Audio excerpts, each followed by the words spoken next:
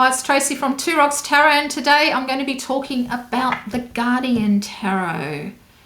So I've had this as well since December last year, and I have been using it. It's by Beth Sullivan, one of my favourite tarot creators. She's also done the Isabel Snail, which I've done a walkthrough of before, which I absolutely love. That was the first deck of hers that I bought. Didn't even realise that she actually had this deck. And this is another Nina made me do it when I went to her house, and she showed me this deck and I was playing around with it. Had to have it. So it comes with the little, the magnetic box that you get. Now I'm not going to do a walkthrough of this because, there's been so many walkthroughs of this particular deck. This is kind of weird. I tried to edge this deck and it didn't really want to be edged. I can't tell you, I went over 3 or 4 times, and I don't particularly like it, although Nina reckons it looks good, but I actually ended up getting a replacement deck for this because the laminate on the back of this particular one was peeling, had a massive big hole on it, so I ended up having to get a refund from the book depository, which was a bit of a pain in the butt. They didn't want to do it. First they said I had to send them photos, they couldn't see what was wrong, even though it was circled and had an arrow to it, and it was actually a bit of a nightmare getting a refund from them. Now, I don't know what's happening with them because I had to get another refund not too long ago from a deck that was just taking way too long to get published. It was the Next World Tarot, the Pocket Edition. It was nearly like 6 months, and every time I looked, it kept going on more and more. So I got a refund on it because I was sick of it. They reckon they'd done the refund then and there, and I ended up having to get PayPal involved to get my refund. So I'm not too sure what's happening with them, and I don't think I will be purchasing any decks through them anymore because of it. It's just, it's not very good business ethics. So of course we've probably all seen I'll just show you a few cards of the beautiful Guardian Tarot. This particular deck tends to freak out people because of the eyes. There's no eyes in it. They always say that windows are the eyes of the soul, and perhaps because we can't actually see eyeballs, so as it were, this could be what freaks people out about this particular deck. Now, I never got that feeling from this particular deck because for me, the empty eyes represent potential. It's what you are seeing. If she had to put eyes in this particular deck, she would have had to have put an expression in them. So this is the Knight of Swords. So what do you think the Knight of Swords eyeballs would have looked like? Would the eyes be holding determination? Would it be sympathy? Would it be anger? That type of thing. When they're left empty like that, we are free to interpret whatever the card is trying to tell us at that particular moment in time. So when I look at the Knight of Swords here, with what's been happening in the world, for me, it's telling me I feel, and because there's a lot of, I love the colours. The colour palette in her decks are amazing, and this is very pale and beautiful. But for me, because it's a lot of pink, and there's purple up the top and there's yellow, it almost looks like a rainbow. And there's been a lot of sorrow with all of the news that we have been having, isn't it? With the virus, all the deaths, all the mayhem, all the loss of jobs and, and things of that nature. So when I look at this particular card now, this reminds me with all the beautiful colours of the rainbow that there's still hope. There's still hope. Things will get better. We just have to have faith. And even the crow landing on the actual branch there, crows and ravens can be harbingers of death. It was always seen as a bad sign if, in the olden days, medieval days, if they were going to war and a lot of these, murder of crows was around, that, you'd be losing the battle sort of thing. But also it shows that, because as you can see, it's got one foot on the branch and the other one's just about to land. So right now this is telling me that we're in between two spaces. There's a lot of us now that have been really connected to our spirituality, and maybe for the first time people are really looking for the roots of their spirituality. They're really looking for something. They're looking to see what this is telling them personally. So the Knight of Swords, it comes into your life like a rush of air, like a rush of cold autumn air. It's actually autumn here in Australia, but it seems like in the middle of summer it's been really, really hot. So leaving the eyes blank like that, you are able to interpret what you will in the card. So that's why I really like no eyes in this deck. I think it's absolutely fabulous because you can see what you will through the eyes of the actual tree on the deck. So it's you who are looking through the eyes, no one else. And that's how it should be when you read the tarot. You should be looking at it through your eyes, nobody else's. So, you know, having these no eyes to me is a big bonus. It really is. I find this deck to be very gentle, very, very sweet. I mean, have a look at that one there. That's the King of Cups. The King of Cups I always represent with my husband, usually when this card comes up. And this actually portrays him to a T. He absolutely loves children. He really does. Children are really, really drawn to him. They're fascinated by him. They truly are. My husband is quite a large man. He's covered in tattoos. I remember once we were standing in a supermarket waiting for this is before the virus, waiting for our turn to go through, and he could feel someone touching his arms, and it was a little child in the trolley behind him that was tracing all of his tattoos. It was so cute. So, you know, children are really attracted to him, and he loves children. And right now, he's really missing his granddaughter. He really, really is. I've got a very, very strong bond. We FaceTime each other a lot, and she loves to grab the phone and run away with it when Aaron's talking to her, and she props him up in her cubby house and starts cooking for him. It's so sweet. So this is definitely, you know, my husband, but this actual card portrays him in the best. He really loves his children. He's got a close bond to them all, very close bond to his granddaughter.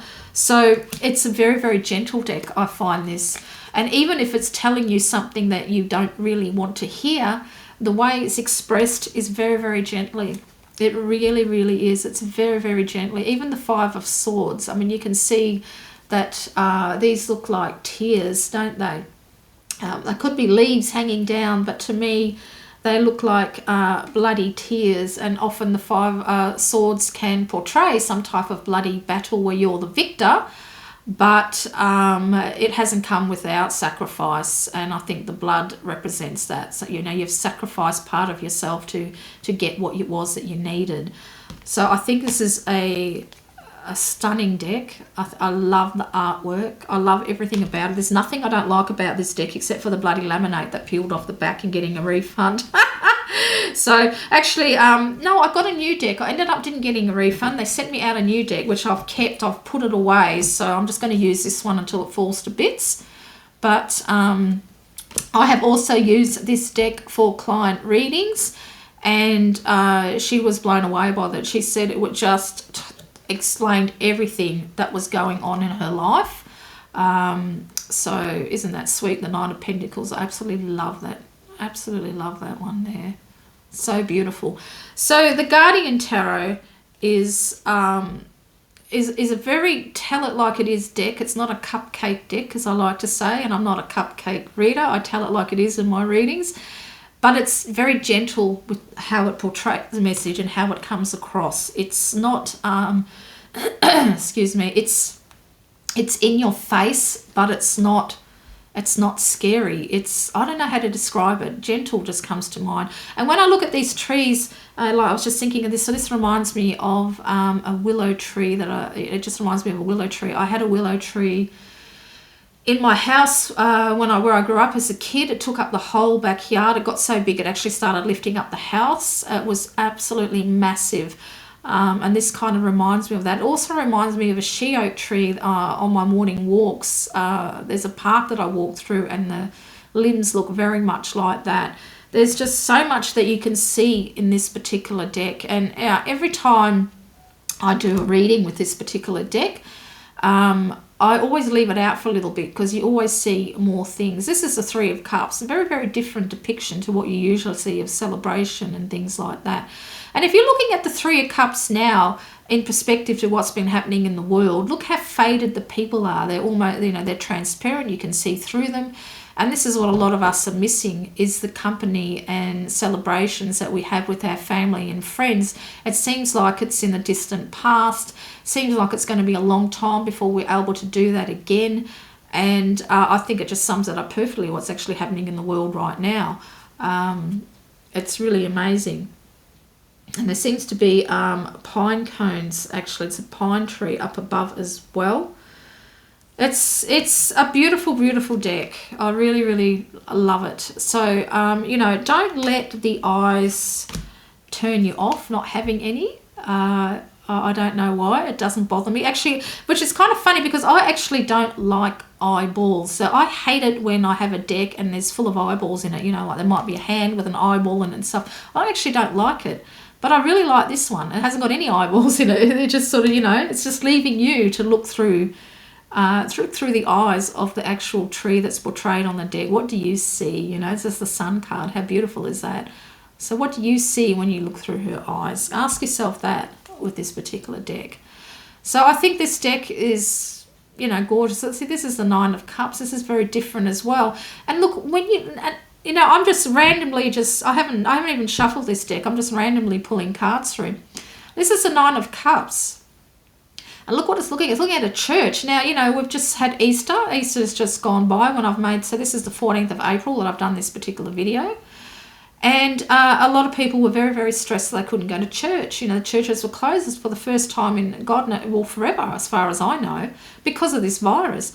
And people were really, looking forward to going to church. So what did they do? They live streamed it so people could watch it from the safety of their own home. But what I am struck by is that it is looking at a church, but it's literally us looking for our spirituality, looking for the bigger meaning behind all of this. If you have a look here on the earth, it's a staple. Can you see that? All the little, stapled together. Is it stapled or is it even sewn up? What's been happening to the world since this virus has been happening? It's been healing. I mean, for goodness sake, in India, they could see, is it the Ganges? They could see the mountains for the first time in 30 years because the pollution was gone. Even though it's really hard because, there's always the poorer ones that suffer. They haven't been able to work, but the earth is healing. We're having swans and fish in the canals of Venice. It's healing. It really is healing. So I can't help but think that this points out there's a very deep spiritual, not meaning, but it's a deeper meaning to what's been happening. It's really shaken up a lot of us. It's really made us look at ourselves and how we react to the world and how we approach our spirituality. For some of us, we may not even never been spiritual, but now because this has happened and we are enclosed in four walls and we've got nothing but our thoughts, particularly for those who live alone, we're thinking about things. We're thinking about the higher perspective. We're looking at things from a different perspective. I mean, you look at this is high up, looking down. We're looking at ourselves from a different perspective. We're looking at our spirituality. We're looking at our path. We can see that the earth is healing with all that's been happening because nobody was there. I even have read online that the earth is not vibrating as much. It's almost still because people are staying home. It is truly, truly amazing. So this is what I mean about this deck. It just, I don't know, it's truly amazing, So how I work with this deck is pretty much just what I'm doing now. I'm just I pull out cards and I look at them, I look at them and look at what it's telling me, It's really, really beautiful,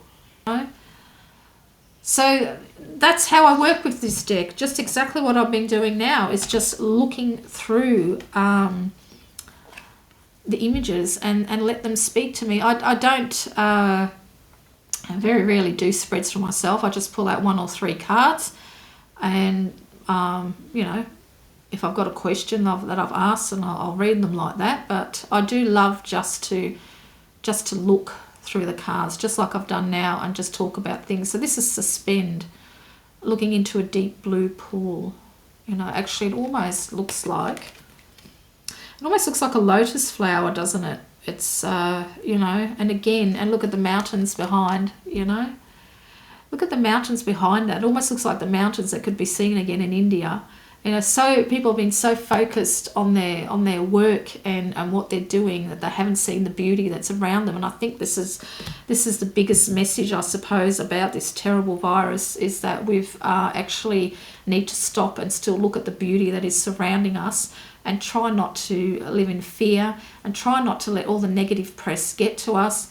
Just do what's asked for us, self-isolate, keep social distancing, wash our hands, be grateful that we haven't got the virus ourselves, or if hopefully that our families haven't been touched for it, and say prayers and send loving thoughts out for those who have been touched by this terrible virus, and for those who have passed on, just say a prayer for them.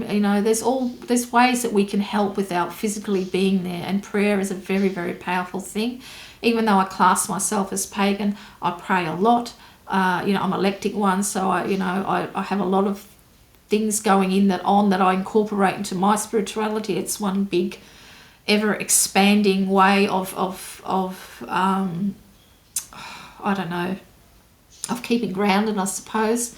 So just I suppose just keep the faith. I think keep the faith. That's all you can really do. Try not to let the wolves at the door get to you, and I feel sorry for those who are suffering mental health issues, as the Nine of Swords can often portray, because it's really, really hard if you are on your own and self-isolating, and you just somebody who needs company of others to keep you going, sort of thing. And that's one thing that my daughter, who is bipolar and lives in England, said to me. She shifted, actually just after Christmas as well, funny enough. She went from a living on her own in a flat to a shared house accommodation, and she said to me, "Mum, I'm so glad that I'm living with other people at this particular time, because she has to work from home now as well." So the Guardian Tarot, I feel, is a very deeply spiritual deck. I truly, truly do. It's very, very spiritual. I highly recommend this deck. I absolutely love it. Every time I use it, I'm surprised by it. It's very gentle, but it tells it like it is. It'll pinpoint and pick out things that you didn't necessarily know that you were worried about, or it's on your subconscious. It's a beautiful deck. This creator, Beth, is absolutely amazing. It really is.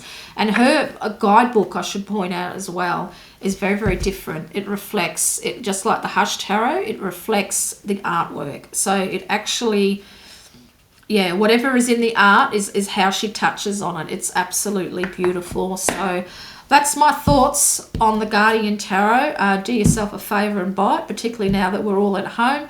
We can enjoy all of our decks a lot more than what we probably were capable of doing. I know, again, I'm looking through my collection, thinking of purging, thinking of putting a few decks together, much like the I think it's the Santos and Signs. I've been thinking of doing that with a few of my decks, because I don't tend to use them much, and I was wondering if I should make one whole big one and see how I go. So I've been thinking of things like that. So until next time, this is Tracy, and let me know your thoughts on the Guardian Tarot. How have you found it? If you bought it, did you get rid of it? Do you like it? What type of messages does it bring to you? Please press like and subscribe, and I'll see you all next time.